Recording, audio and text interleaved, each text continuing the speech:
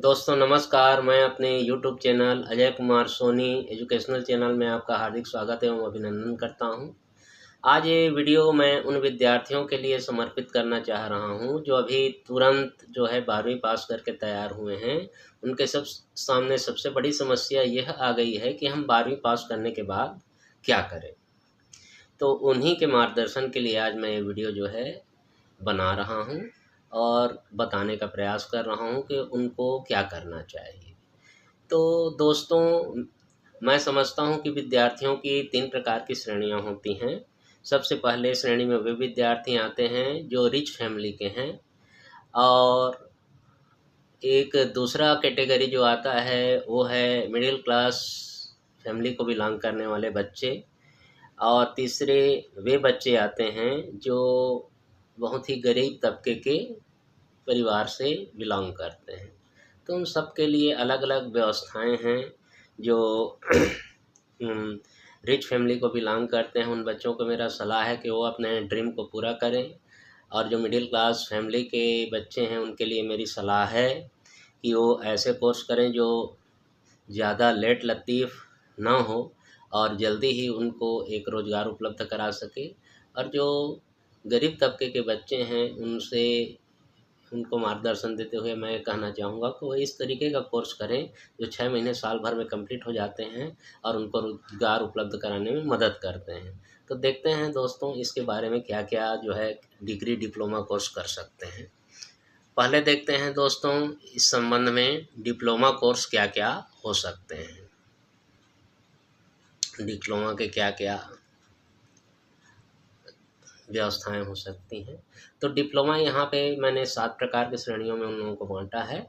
पहला है computer course. Computer course जो है 6 महीने साल भर का कोर्स होता है। इसको करके हम आप सभी जानते हैं कि आज का ज़माना जो है कंप्यूटर का ज़माना है, और इस कोर्स को करके हम डाटा एंट्री ऑपरेटर के पद पर ज्वाइन करके हम रोजगारोन्मुख हो सकते हैं। दूसरा है मास मीडिया। इसमें फिल्मी करियर के लिए ये जो मास मीडिया है वो बहुत अच्छा सशक्त साधन है। इसमें कोरियोग्राफर, डांस डायरेक्टर ऐसे पदों पर हम काम कर सकते हैं। ये भी साल भर का कोर्स होता है और इसको भी विद्यार्थी करके अपना रोजगार उपलब्ध कर सकते हैं। उसके बाद है तीसरा जो है बैंकिंग एवं फाइनेंस का। हम लोग जानते हैं कि आज की दुनिया बैंकिंग और फाइनेंस के बगैर अधूरी मानी जाती है। ये भी साल भर का कोर्स होता है। इसको भी बच्चे जो है करके बड़े आराम से 1 साल में रोजगारोन्मुख हो सकते हैं। चौथा है होटल मैनेजमेंट। होटल मैनेजमेंट का भी कोर्स जो है साल भर का कोर्स होता है। इसको भी करके जो विद्यार्थी हैं वो मैनेजमेंट के क्षेत्र में जो है आगे हो सकते हैं और अपना लिए रोजगार के अवसर प्राप्त कर सकते हैं। पांचवा है योगा। आज के युग में योगा का बहुत बड़ा योगदान है। ये जो है साल भर का कोर्स होता है। योगा अगर हम सीख जाते हैं तो इस क्षेत्र में भी हम देश में ही नहीं विदेशों में भी काम कर सकते हैं। छठवां है ITI। ऐसे ट्रेड हैं जो साल भर के कोर्स होते हैं और इसमें भी व्यावसायिक पाठ्यक्रम पर हम ITI करके हम रोजगार उन्मुख हो सकते हैं। और सातवां है DED, डिप्लोमा इन एजुकेशन। ये ऐसा फील्ड है, अगर कोई बच्चा ऐसा चाहता है कि मैं शिक्षक बनूं तो इस कोर्स को करके वह जो है 2 साल का कोर्स होता है, और इस कोर्स को करके वह शिक्षा विभाग में बड़ी आसानी से घुस सकता है। उसके बाद है दोस्तों डिग्री कोर्स। डिग्री कोर्स में जो है हम निम्नलिखित जो है बहुत सारे कोर्स इसमें दर्शाए गए हैं, उसको कर सकते हैं। तो सबसे पहला डिग्री कोर्स है दोस्तों BA, BSc, BCom। जो आर्ट के विद्यार्थी हैं वो बैचलर ऑफ आर्ट कर सकते हैं। जो साइंस के विद्यार्थी हैं बैचलर ऑफ साइंस कर सकते हैं। जो कॉमर्स के विद्यार्थी हैं दोस्तों वो BCom कर सकते हैं।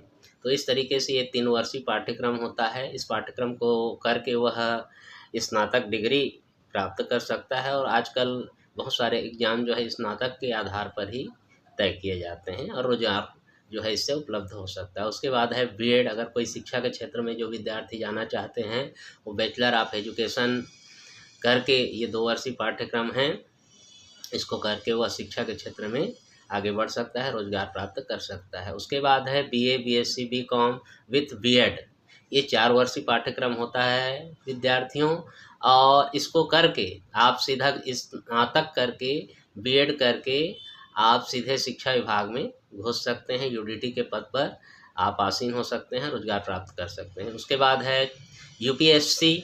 यूपीएससी एक ऐसा फील्ड है जो प्रशासनिक सेवाओं से, सिविल सर्विसेज से रिलेटेड है। तो इसकी तैयारी भी करके बच्चे 2 साल, 4 साल, 5 साल तैयारी में इसका लगता है। उसके बाद वो डिप्टी कलेक्टर, एसडीएम, तहसीलदार ऐसे पदों पर सुशोभित हो सकते हैं। उसके बाद है एनडीए की परीक्षा, नेशनल डिफेंस एकेडमी। इस परीक्षाओं को दे करके, इसकी तैयारी करके हम लोग जो है नेवी, एयरफोर्स, आर्मी ज्वाइन कर सकते हैं। उसके बाद है बी फार्मेसी, या जिसको बी फार्मा कहते हैं। ये भी 4 वर्षीय पाठ्यक्रम होता है। इसको भी करके हम मेडिकल के क्षेत्र में जो है अपना रोजगार प्राप्त कर सकते हैं। उसके बाद है बीएससी नर्सिंग। ये भी 4 वर्षीय पाठ्यक्रम होता है। इसको भी करके विद्यार्थी जो है अपने रोजगार के अवसर प्राप्त कर सकते हैं। उसके बाद है अगला डिग्री कोर्स बीएएमएस या डीएमएलटी।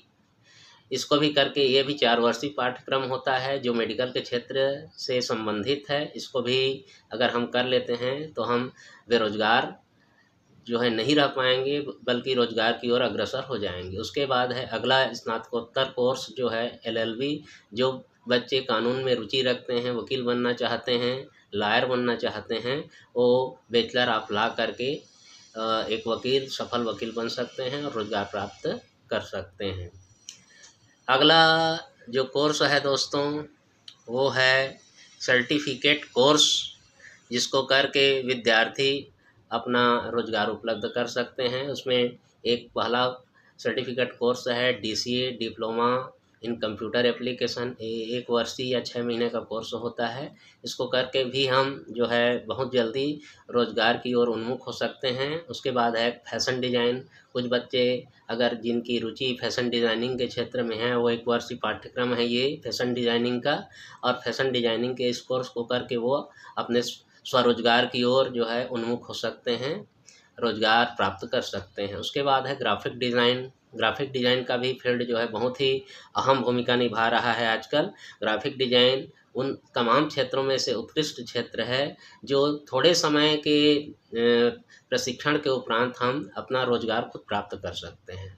उसके बाद है चौथा इवेंट मैनेजमेंट। इवेंट मैनेजमेंट का मतलब ये होता है कि जो पार्टियां आजकल ऑर्गेनाइज होती हैं विवाह के या जन्मदिन के अवसरों पर, उनमें इवेंट मैनेजमेंट करके भी जो है बच्चे अपना स्वरोजगार प्राप्त कर सकते हैं और अपना खुद का जो मैनेजमेंट का तरीका है उसको अपना करके वो अपने लिए बेहतर रोजगार के अवसर उपलब्ध प्राप्त कर सकते हैं। तो दोस्तों, आप लोगों के मार्गदर्शन के लिए मैंने ये वीडियो बनाया है। इन्हीं आशीर्वचन के साथ ही मैं आज का वीडियो यहीं समाप्त करता हूँ। जय हिंद, जय भारत, जय छत्तीसगढ़।